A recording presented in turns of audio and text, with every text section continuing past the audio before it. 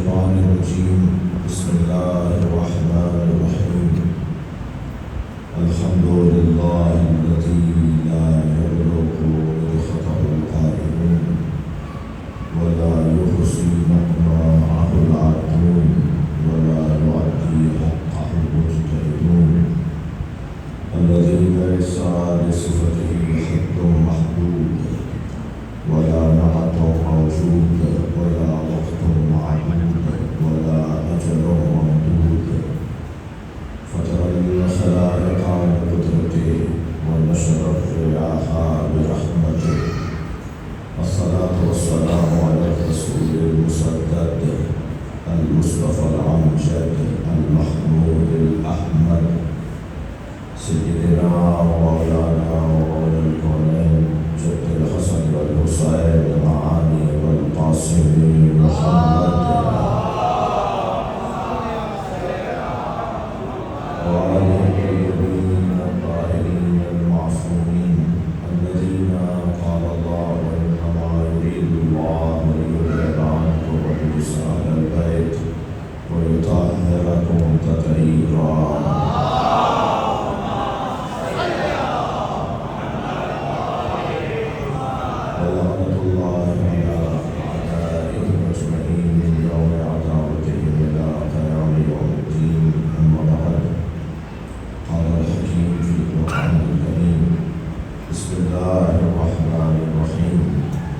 وجعلنا منهم أئمة يهدون بأمرنا لما صبروا وكانوا بآياتنا يوقنون صلوات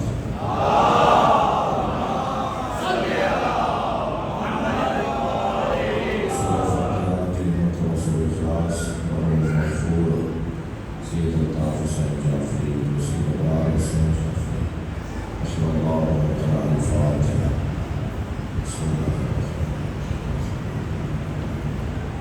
الرحمن الرحيم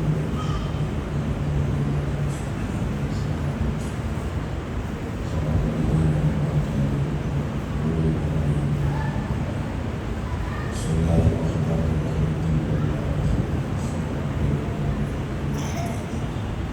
بسم الله الرحمن الرحيم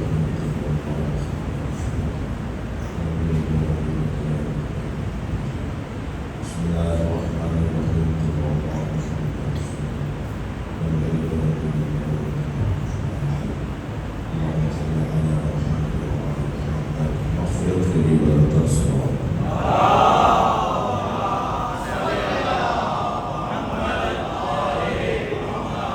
سورہ مبارکہ سجدہ کی 24ویں آیت ہے۔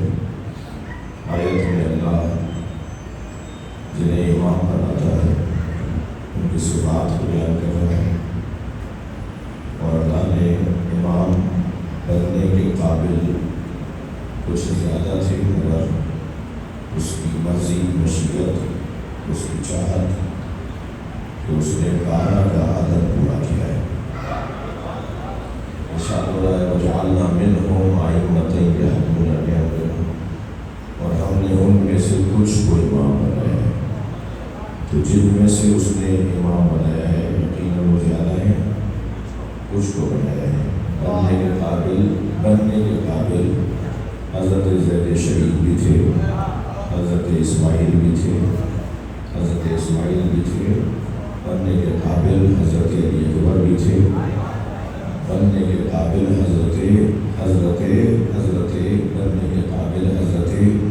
حضرت امام زین العابدین علیہ السلام کے بھائی جناب زید شہید بھی تھے، حضرت عباس علمدار بھی تھے۔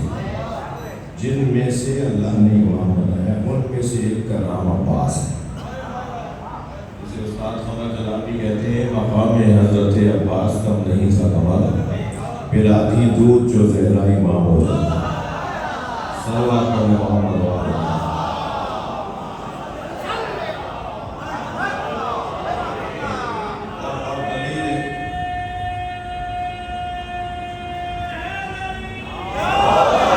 حضرت عباس علمدار کے امام ہونے کی قابلیت میں کہ وہ امام ہونے کے قابل ہیں، ملائق ہیں، مقام رکھتے ہیں کہ اللہ انہیں امام بنا تھا۔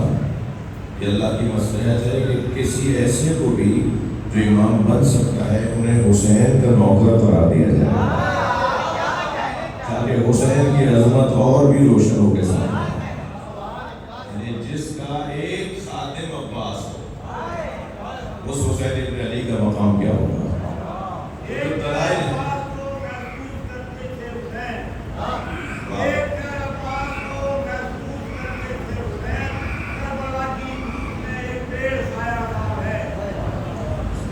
سلوات پڑھنے کو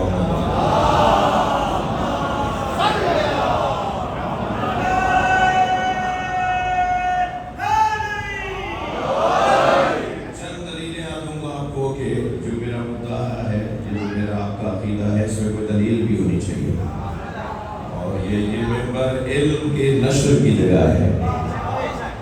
علم کی بنیاد پر جذبات شجاعت کہلاتے ہیں، اور جہالت کی بنیاد پہ جذبات دہشت گردی کہلاتے ہیں۔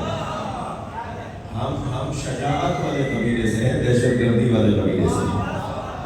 کیا فرق ہے شجاعت میں اور دہشت گردی میں؟ جس کے پیچھے، جس جذبے کے پیچھے علم ہو وہ شجاعت ہے، اور جس جذبے کے پیچھے جہالت ہو وہ دہشت گردی ہے۔ ہمارے جذبات کے پیچھے ہمارا علم، اور ان نکات میں سے یقیناً مجلس میں طویل نہیں پڑھنی، اور یقیناً ماتمداری اور نواخوانی بھی ہے، اور سلسلہ جاری رہے گا عزاداری کا اور اصالہ ثواب کا۔ اللہ میرے عزیز کی مغفرت فرمائے۔ یقیناً یہ اپنے بچوں کی صورت میں صدقہ جاریہ چھوڑ کر گئے ہیں، اور ذاکر اس زمانے کے اندر موجود ہیں۔ جب تک یہ ذکر کرتے رہیں گے اے اللہ جو افریقی نام عمل میں اضافہ کرے، اس دعا کے ساتھ کہ اللہ کے درجات کو بلندی عطا فرمائے۔ ایک بلند سلوات پڑھیں۔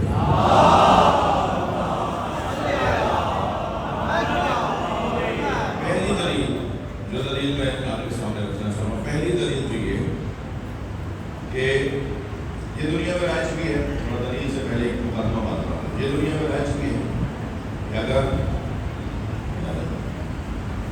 سینئر کو جونیئر کو سلیوٹ کرنا پڑ جائے،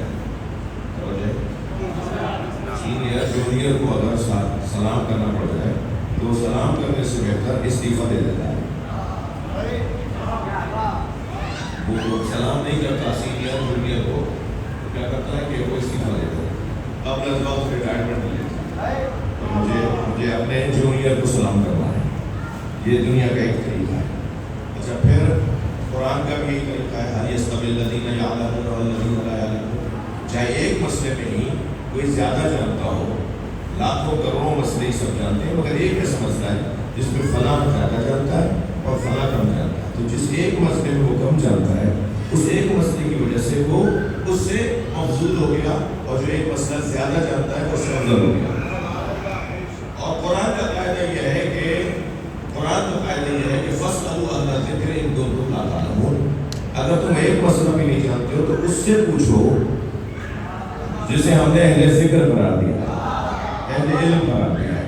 آپ اس قبیلے کی بہت ساری دلائل جمع کر کے پھر اس نتیجے پر آئیں کہ کبھی ایسا نہیں ہوتا۔ ہاں، برابر والا برابر والے کے ساتھ بیٹھتا ہے، جی دونوں کا علم ایک جیسا ہو، دونوں کی عظمت ایک جیسی ہو، دونوں ساتھ ضرور بیٹھیں گے، مگر جو زیادہ جانتا ہے وہ کم جاننے والے کے آگے نہیں جھکے گا۔ یہ قاعدہ ہے، یہ فارمولہ ہے، یہ قاعدہ ہے۔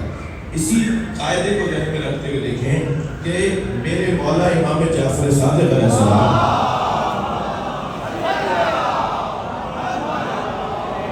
امام محمد باقر کو تو سلام کریں گے، ان کے دروازے پہ جائیں گے، ان کی قبر پہ جائیں گے، ان کے سامنے جا کے جھکیں گے، ان کے سامنے جا کے بیٹھ کے ادب کریں گے، مگر اپنے سے کمتر کی بارگاہ کے اندر امام سوال کرنے نہیں جائیں گے، کیونکہ امام تو اس سے زیادہ جانتے ہیں۔ اب اگر مولا صادق حضرت عباس کے بارگاہ میں جا رہے ہوں تو دو صورتیں ہیں، یا ان سے افضل ہیں یا برابر ہیں۔ افضل ہم مان نہیں سکتے اس لیے کہ 12 ہے۔ صلوات پڑھیں محمد وآلہ۔ لیکن اگر ایک معصوم حضرت عباس کے گھر جا کر انہیں سلام کر رہے ہوں تو یہ دلیل ہے اس بات کی کہ ان کی حقیقت ایک جیسی ہے، منصب پہ اللہ نے 12 کو 12 رکھا ہے، عباس کو عباس رکھا ہے۔ صلوات پڑھیں محمد وعلا۔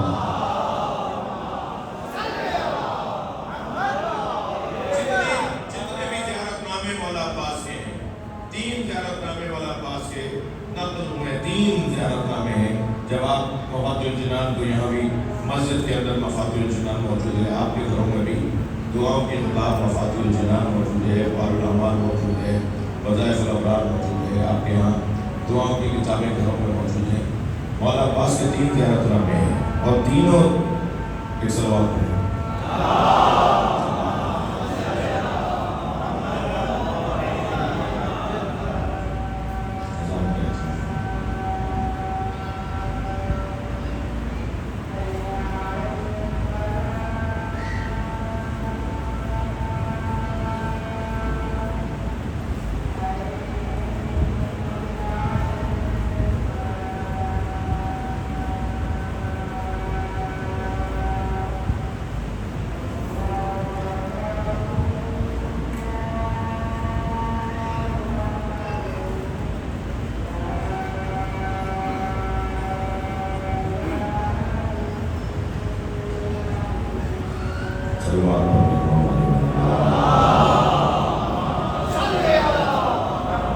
مولا عباس کے 3 زیارت نامے ہیں اور تینوں زیارت نامے مولا امام جعفر صادق علیہ السلام نے پڑھے۔ وہ جو زیارت نامے حضرت کے ہیں ان میں حضرت نے جو حضرت کو سلام کیا ہے، امام صادق نے جو حضرت عباس کو سلام کیا، سلام میں ایک جملہ یہ ہے کہ السلام علیکہ ایھا العبد الصالح، سلام ہو اس پر جو اللہ کا صالح بندہ ہے۔ اگر عبد الصالح کا مطلب اور زیادہ روشن کر پیش کرنا چاہوں تو میں یوں کہوں گا کہ سب سے زیادہ افضل عبادت نماز، ایسے ہی ہے نہیں؟ روزے سے زیادہ افضل، حج سے زیادہ افضل، زکات سے زیادہ افضل، جہاد سے زیادہ افضل، اس لیے کہ سب سے پہلی عبادت نماز۔ الصلاۃ عمود الدین، سارا دین کھڑا ہے، یعنی 2 رکعت نماز میں 3 منٹ کی عبادت میں آپ سارے دین کا خلاصہ دیکھ سکتے ہیں۔ پورے دین کا خلاصہ اللہ نے 2 رکعت نماز میں رکھا۔ پھر ایک جگہ ارشاد فرماتے ہیں سرکار نے ان قبلت قبل ما سوا، اگر نماز قبول تو پھر روزہ بھی قبول، پھر حج بھی قبول، پھر زکات بھی قبول، پھر سارا دین قبول۔ تم نماز صحیح لے کر آ جاؤ، باقی چیزیں ہم تمہاری قبول کر دیں گے۔ یعنی وہ چیزیں قبول ہوگی اس کی بنیاد پر، یعنی اس کے بعد وہ پڑھو گے تو فائدہ ہوگا، اس کے ساتھ وہ پڑھو گے تو یہ قبول کروائیں گی ساری عبادت ہوگی، اتنی افضل۔ اور سرکار فرماتے ہیں کہ الصلاۃ معراج المومن، نماز مومن کی معراج ہے۔ پھر مولائیوں سے جملہ کہہ دوں، مولا علی فرماتے ہیں الصلاۃ قرۃ عین، نماز میری آنکھوں کی ٹھنڈک۔ مولا علی کی نماز مولا علی کی آنکھوں کی ٹھنڈک نہیں ہے، ہماری نماز مولا علی کی آنکھوں، ہماری نماز مولا علی کی آنکھوں کی ٹھنڈک ہے۔ کتنی عظیم عبادت ہے جسے نماز کہا جاتا ہے۔ اس نماز میں سب سے افضل رکن سجدہ۔ دونوں سجدے کرنے کے بعد، جب آپ 2 سجدے کرنے کے بعد 2 رکعت فرض کریں، 2 رکعت کو ابھی اپنے سبق کر لیتے ہیں، فجر کی 2 رکعت نماز، 2 رکعت نماز پڑھنے کے بعد جب آپ آخر میں پہنچتے ہیں تو آپ تشہد پڑھتے ہیں۔ التحیات والے سنی بھائی تشہد کو ہی التحیات کہتے ہیں، جسے ہم تشہد کہتے ہیں اسے ہمارے سنی بھائی التحیات۔ اب یہ تشہد پڑھ رہے ہیں یا التحیات پڑھ رہے ہیں، بات وہی ہے، جو وہ پڑھتے ہیں وہ آپ پڑھتے ہیں، آپ پڑھتے ہیں وہ پڑھتے ہیں، اس لیے کہ ان کے یہاں بھی درود کے بغیر نماز ہوتی ہی نہیں۔ جی آل محمد پر، نبی اور آل نبی پر درود پڑھے بغیر تشہد میں درود پڑھنا واجب ہے، کم سے کم تشہد میں واجب ہے، ورنہ آپ سجدے میں بھی پڑھ لیجیے، آپ رکوع میں بھی پڑھ لیجیے، لیکن ایسا نہیں ہوگا کہ آپ اس کے بغیر نماز پوری کر دیں گے۔ جی امام شافعی نے تو کیا خوب جملہ نہیں ہے، شعر ہے ان کا۔ اہل سنت کے 4 بڑے اماموں میں ایک امام ہے امام شافعی، وہ کہتے ہیں کفاکم آل محمد، اے اہل بیت محمد تمہاری عزت اور احترام کے لیے یہ کافی ہے، تمہاری عظمت کے لیے کافی ہے کہ جس نماز میں درود نہیں ہے وہ نماز ہی نہیں۔ صلوات پڑھنے محمد۔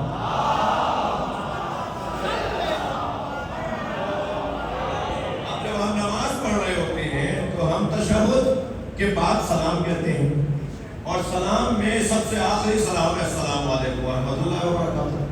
اس سے پہلے والا سلام کیا ہے اور اس سے پہلے والا سلام کیا ہے؟ السلام علینا وعلی عباد اللہ الصالحین، یعنی آخری سلام سے پہلے السلام علینا وعلی عباد اللہ الصالحین۔ مجھے ذرا خانہ میں اور تصور میں بتائیے گا، سلام تو وہاں کیا جاتا ہے نا اگر کسی پہ اشہدو النبی، ہم سلام کر رہے ہیں کہ جب آپ معراج، نماز معراج مومن ہے، نماز معراج مومن ہے، جب مومن معراج پر پہنچتا ہے تو وہاں کون ملتا ہے؟ سب سے پہلے نبی ملتے ہیں اور پھر عباد الصالحین ملتے ہیں، اور جنہیں امام جعفر صادق عبد صالح کہیں وہ عباس علمدار ملتے ہیں۔ صلوات پڑھیں محمد وآلہ۔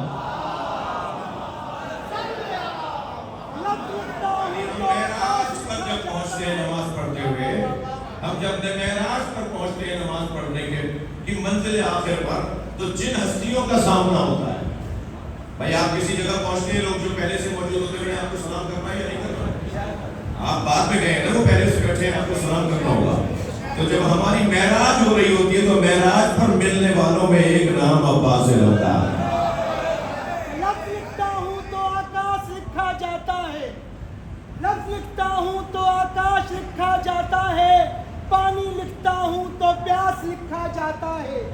میرا ضمیر مطمئن ہے میرے اس قلم سے، میرا ضمیر مطمئن ہے میرے اس قلم سے، خدا کی قسم وفا لکھتا ہوں تو غازی عباس لکھا جاتا ہے۔ نعرہ حیدری، السلام علینا وعلی عباد اللہ الصالحین۔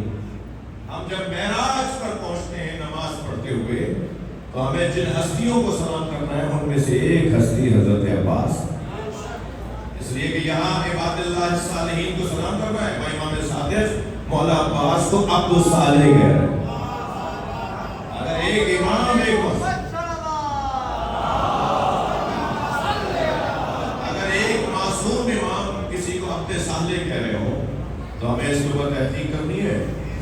یہ تو خود تحقیق ہے کہ امام نے کہہ دیا عبد صالح۔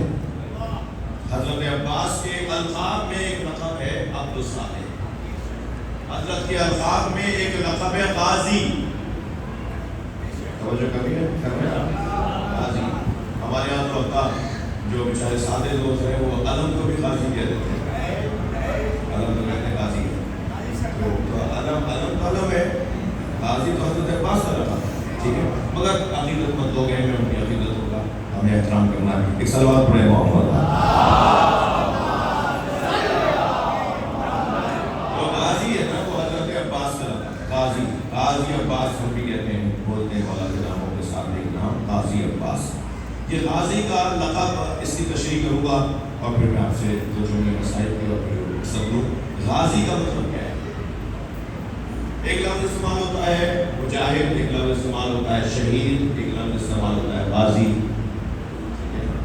غازی غزوہ کے خاندان کا لفظ بھی شمار کیا جا سکتا ہے، ایک ایسی جنگ کہ جس کو جہاد شمار کیا جائے، اس میں شریک ہونے والا ایک کیفیت کا جب حامل ہو جاتا ہے تو اسے غازی کہا جاتا ہے۔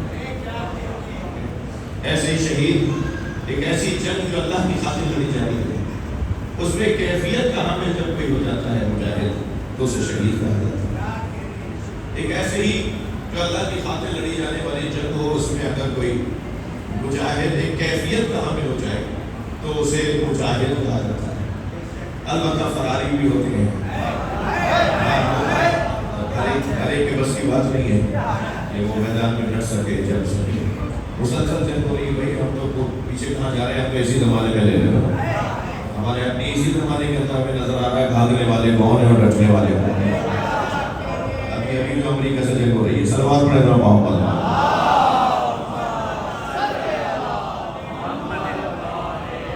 میدان میں ڈٹنا، میدان میں جم کے رہنا، مقابلہ کرنا دشمن سے، ایک ہنر ہے نا یہ۔ تو جو کیفیات ہیں ایک مجاہد کی میدان جنگ کے اندر، ان میں سے ایک کیفیت کا نام ہے، ایک کیفیت کے حامل کا نام ہے غازی، ایک کیفیت کا حامل غازی کہ جو میدان میں جائے اپنا کام مکمل کرے اور واپس سالم آ جائے، اسے کہتے ہیں کہ یہ غازی ہے۔ میدان میں گیا، اپنا جہاد مکمل کیا اور اپنا جہاد اور اپنا کام مکمل کر کے سالم واپس آ جائے. سالم سے مراد زندہ واپس آ جائے. ٹھیک ہے, زخمی بھی ہو سکتا ہے مگر زندہ آ گیا تو یہ غازی ہے. یہ ایک تصور ہے ہمارے. اب جب یہ تصور اور یہ تعریف ہے غازی کی تعریف ہے, جب غازی کی تعریف یہ ہے کہ میدان جہاد میں جا کر اپنا کام مکمل کر کے واپس آ جائے تو غازی ہے. اور ہم کہتے ہیں سارے مجاہدوں میں تو مولا علی کو غازی کا لقب نہیں ہم بولتے ہیں. یہ مولا علی سے زیادہ تو کوئی میدانوں میں سالم واپس نہیں آیا. ایک مثال تو نہیں, 80 جنگوں میں مولا کائنات 80 جنگوں میں گئے اور زندہ واپس آئے. تو سب سے زیادہ تو میدان میں جا کر جو سالم لوٹ کر آیا وہ تو مولا علی ہے. ٹھیک ہے, لیکن مولا علی کا لقب بھی غازی نہیں بولتے ہیں. اگرچہ مولا علی غازی ہے لیکن لقب نہیں ہے.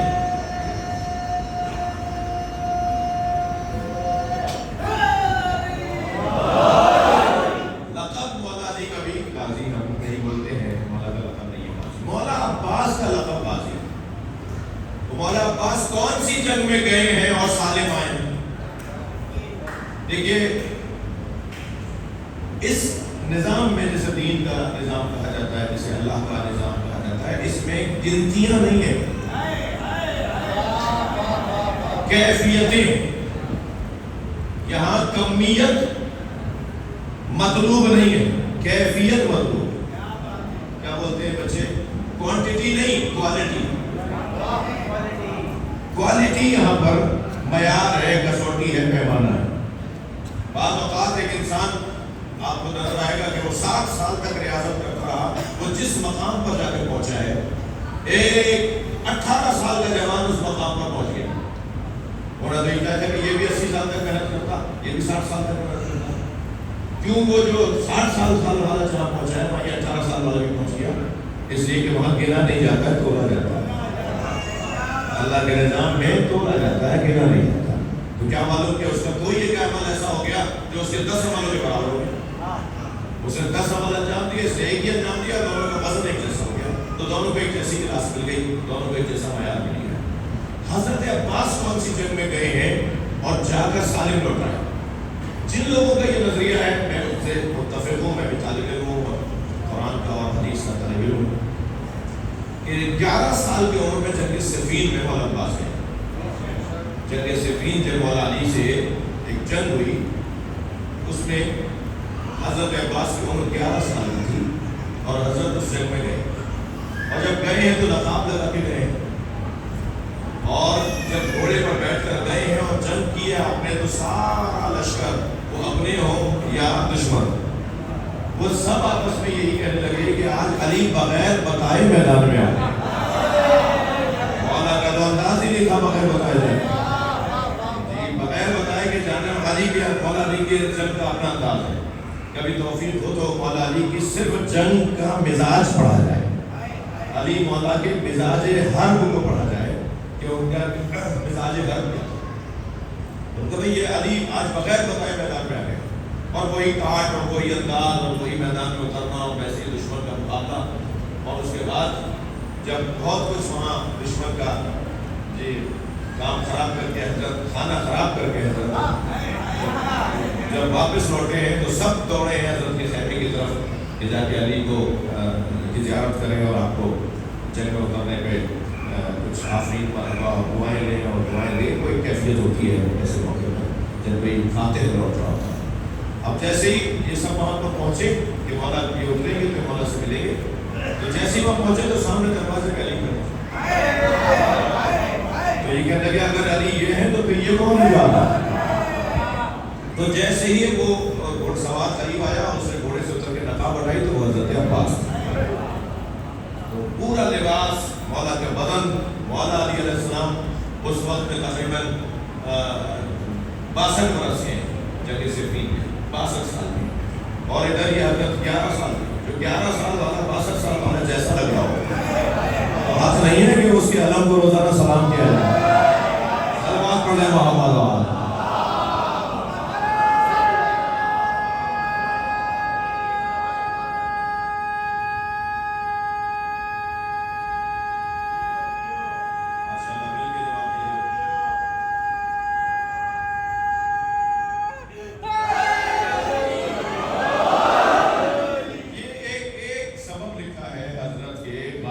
कहलाने का। लेकिन अजीजों, इससे हटकर एक सबक और आज आपको बताऊं। आपको पता होगा, कोई नई बात तो थोड़ी होती है। ये तो मकतब है, ये तो इस वक्त हुसैनी मदरसे की क्लास लगी हुई है। हमारे अलावा ज़्यादा हमसे ज़्यादा काबिल लोग, पढ़े लिखे लोग आते हैं और अल्लाह के फ़ज़ाइल व मसाइल को बयान करते हैं।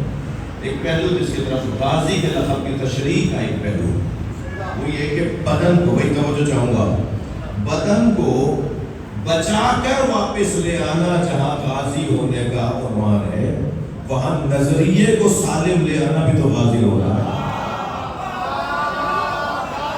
हुआ है करबला में कि जब शिमर हजरत अब्बास के लिए अमाननामा लेकर आया, उबैदुल्लाह इब्न ज़ियाद से लिखवा कर लाया कि अब्बास को नहीं मारा जाएगा।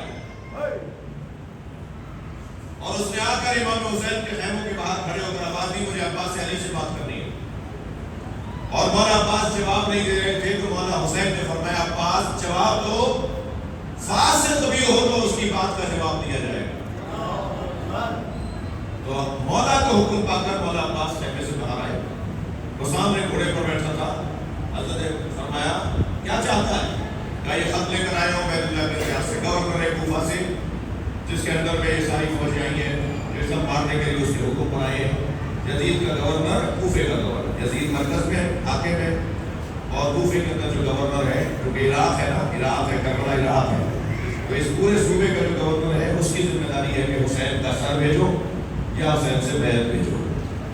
वो बैत तो इमाम ने करनी नहीं है, तो फिर सर ही भेजेगा। ये जो कुछ हुआ, जिसने कहा, मैं गवर्नर से तुम्हारे नाम अमाननामा देख रहा हूँ। तो हज़रत अब्बास ने फरमाया, इस अमाननामे में मेरे मौला और आका हुसैन का नाम है? कहने लगा, नहीं, हुसैन को मारेंगे, सिर्फ तुम्हारे लिए अमाननामा है, तुम हुसैन से अलग हो जाओ ताकि मैं तुम्हें मारे नहीं, तो फिर जब चाहो जहाँ चाहो चले जाना। हज़रत ने फरमाया, जिस अमाननामे में मेरे आका मौला का नाम ही ना हो, उस अमाननामे पे भी लानत, लाने वाले पे भी लानत। और ये कहकर मेरे मौला वापस आ गए। ये जाकर वापस आना ही तो गाजी कहला गया। सलावत पढ़ ले मोहम्मद।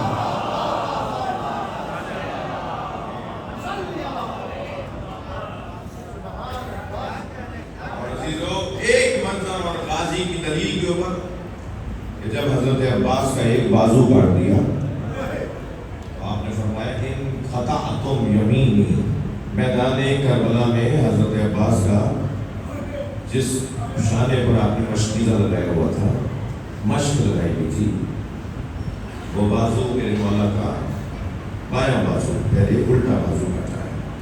क्योंकि जो जुमला आपने सुना हो, मौला अब्बास का फरमान गजस, वो दलील बन रहा है कि पहले बायां बाजू कटा है।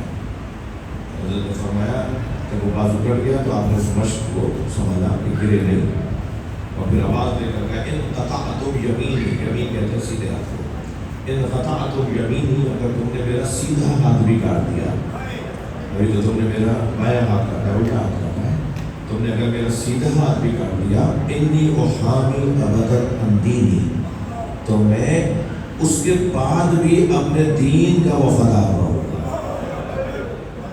ये कैफियत है जिसे गाजी होने के उन्वान से याद किया जाएगा। और फिर ज़ालिमों ने दूसरा बाजू भी काट दिया, और जब दूसरा बाजू कट गया तो मश्क को कहाँ संभाले। तो अभी मेरे ये जवान पढ़ रहे थे मसीहा कि मौला ने अपने दांतों में मशकीज़े के तस्वीर बनाया और अपने आप से कह रहे थे कि इतनी हिम्मत कर कि पानी खैमों तक पहुँच जाए। वहाँ छोटे छोटे बच्चे प्यासे हैं, मेरे आका मौला हुसैन प्यासे हैं। अल्लाह एक सन आता हुआ तीर मश्क में आके लगा, मशकीज़े से पानी नहीं बह रहा था, अब्बास की आँख बह रही। अल्लाह इन आवाज़ों पर रहमत नाज़िल फरमाए। और जैसे ही मशकीज़े से पानी बहना शुरू हुआ, हज़रत ने वो मशकीज़ा छोड़ दिया और फिर घोड़े को आवाज़ देकर कहा, मैं इस काबिल कहाँ रहा जो खैमे बजाऊँ। मैं अपना क्या चेहरा दिखाऊंगा इन बच्चों को कि चाचा पानी देने गए थे और पानी के बगैर ही वापस आ गए।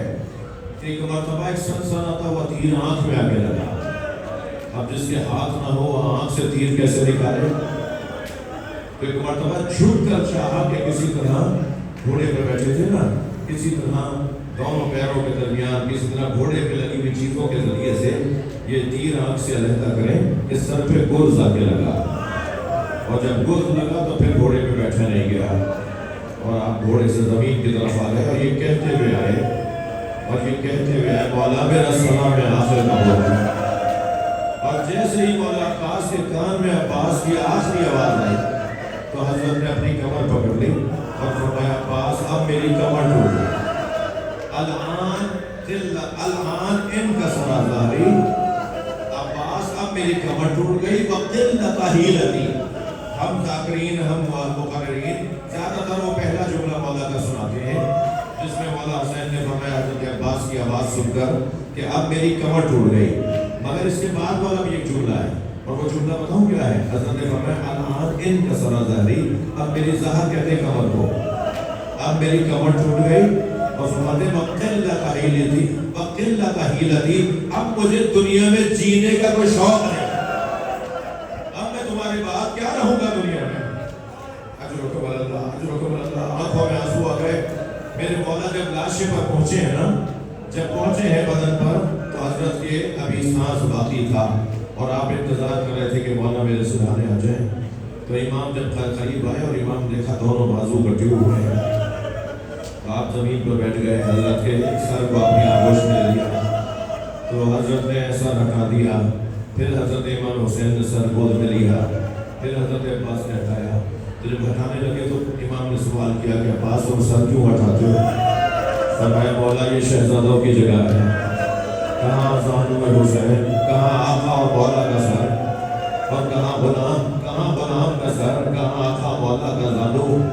امام نے فرمایا عباس ہم چاہتے ہیں کہ کوئی بات ہو تو کہو، کوئی وصیت ہو تو کہو۔ کہ مولا میری ایک آنکھ میں تیر لگ گیا، ایک آنکھ میں خون آ گیا، مجھے آپ کا چہرہ کا نور نظر نہیں آ رہا، میرے ہاتھ ہوتے تو میں زحمت نہ دیتا، مولا میری آنکھ کا خون صاف کر دے، میں آپ کی زیارت کرنا چاہتا ہوں۔ امام نے ابا کے دامن سے آنکھ کا خون صاف کیا۔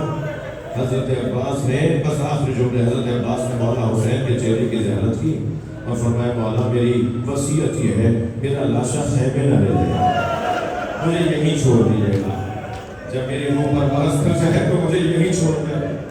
یہاں ایک بزرگ عالم پورے بر صغیر ہندوستان، پاکستان، بنگلہ دیش، اس پورے ہمارے خطے کا سب سے بڑا عالم جو اس صدی کا گزرا ہے وہ علامہ علی نقوی نفسر گزرے ہیں۔ وہ فرماتے ہیں کہ یہ وصیت جو حضرت نے فرمائی نا میرے لاشا خیمے نہ لے جائیے گا، اس کا ایک بڑا سبب یہ تھا جس کی کمر ٹوٹ گئی ہے، وہ کیسے لاشا اٹھائے گا؟ عباس جیسا طویل القامت، حضرت عباس کا بدن بہت طویل تھا، طویل القامت بدن تھا آپ کا، قوی ہیکل کا بدن تھا آپ کا، تو حضرت نے فرمایا میرا لاشا خیمے نہ لے جائیے گا۔ امام نے فرمایا عباس اب ایک ہماری بھی خواہش پوری کر دو، عباس ایک خواہش ہماری بھی پوری کر دو، اور وہ یہ کہ ساری زندگی تم نے مجھے آقا کہا، ایک مرتبہ بھائی بول دو، ایک مرتبہ مجھے بھائی بول دو۔ یہاں حضرت عباس نے اخی کہہ کے پکارا، وہاں حضرت کی روح پرواز کر گئی۔ حضرت عباس وہیں رہ گئے، علم لے کر مولا حسین خیموں کی طرف آئے، لیکن جب علم آتا ہوا دیکھا نا تو جناب سکینہ نے بچوں سے کہا میں نہیں کہتی تھی میرا چچا پانی ضرور لائے، میں نہیں کہتی تھی میرا چچا پانی ضرور لائے، وہ دیکھو چچا آ رہے ہیں، لیکن جب خالی علم آتا دیکھا اور عباس نظر نہیں آئے تو لپٹ گئی بابا سے، بابا چچا کہاں رہ گئے؟ فرمایا سکینہ اب عباس کا انتظار نہ کرو، عباس نے نہر کو بسا لیا ہے، عباس ہمیشہ نہر کے کنارے رہیں گے۔ آخری جملہ سن لیجیے عزیزانو، 36 سال تک حضرت عباس نے کربلا کا انتظار کیا ہے۔ بچپن سے ماں گودی میں لوریاں سناتے ہوئے کہتی تھی تمہارے بابا نے مجھ سے شادی اس لیے کی تھی کہ اللہ مجھے ایک شجاع بیٹا عطا کرے جو کربلا میں حسین کے نام آئے۔ جو 36 سال تک کربلا سنتے رہے، جب کربلا میں آئے تو امام حسین نے لڑنے کی اجازت دے دی۔ امام نے فرمایا عباس تلوار مجھے دے دو، جاؤ بچوں کے لیے پانی لے آؤ۔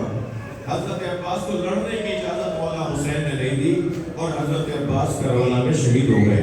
یہ کٹے ہوئے سروں کا قافلہ، اسیر بیویوں کا قافلہ جب کوفہ سے شام آیا ہے نا، بس آخری جملے اٹھے ہوئے تھے تو ایک خلافہ شناس نے سروں کو دیکھ کر ان کی شخصیتوں کے احوال بتانا شروع کیے.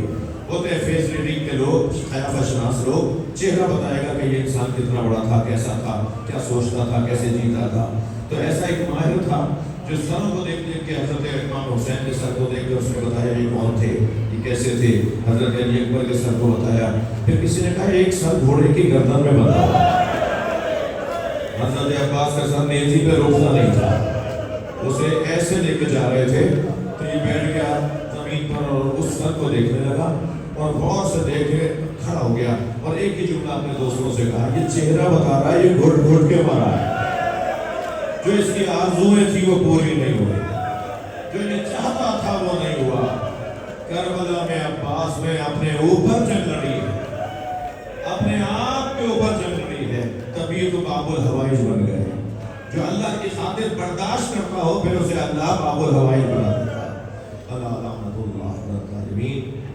یا اللہ مرحوم مغفور کے درجات کو بلند فرما، ان کی کوتاہیوں سے درگزر فرما، پسماندگان کو صبر کار خیر کی توفیق عطا فرما، ہم سب کی عاقبت کو خیر فرما، امور مسلمین کی اصلاح فرما، امام زمانہ کے ضرور میں تعجیل فرما.